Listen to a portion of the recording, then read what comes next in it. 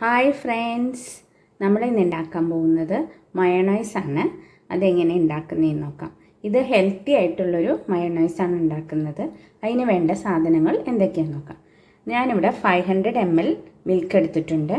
പിന്നെ ഒരു നുള്ളു ഉപ്പ് വേണം, കുറച്ച് പെപ്പർ വേണം, 2 വെളുത്തുള്ളി വേണം, ഒരു ചെറുനാരങ്ങയുടെ പകുതി എടുത്തിട്ടുണ്ട്.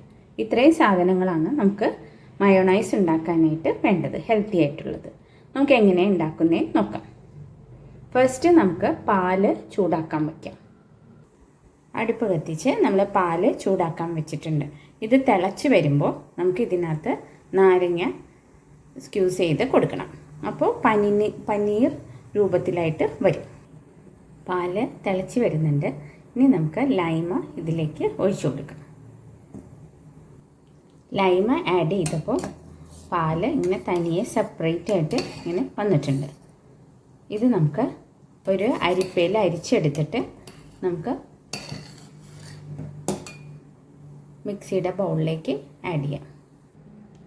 നമ്മൾ പാല് പിരിച്ചെടുത്തത് മിക്സിയുടെ ബൗളിലേക്ക് ഇട്ടിട്ടുണ്ട്. ഇത് പനീറിൻ്റെ പരുവമാണ്, അതെടുത്തിട്ടിട്ടുണ്ട്. ഇനി നമ്മൾ എടുത്ത് വെച്ചിരിക്കുന്ന ഉപ്പ്, കുരുമുളക്, വെളുത്തുള്ളി, ഗാർലിക്ക്, ഇതെല്ലാം നമുക്ക് ഇതിലേക്ക് ഇട്ടിട്ട് നമുക്ക് ബ്ലെൻഡ് ചെയ്തെടുക്കുക.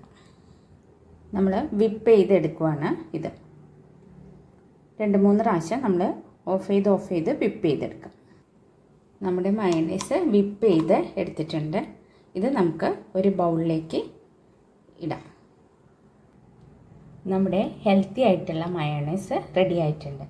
ഇതിൽ പനിനീർ വെച്ചിട്ട് നമുക്ക് കടയിൽ നിന്ന് മേടിക്കുന്ന പനിനീർ വെച്ചിട്ടും വേണമെങ്കിൽ ചെയ്യാം.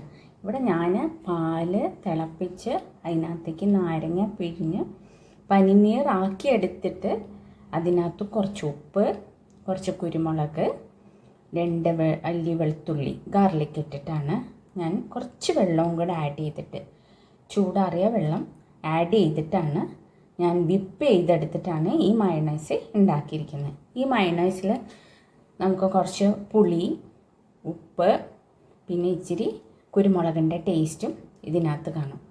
ഈ ഹെൽത്തി ആയിട്ടുള്ള മയോണൈസ് എല്ലാവരും ഉണ്ടാക്കി നോക്കണം കേട്ടോ. Thank you.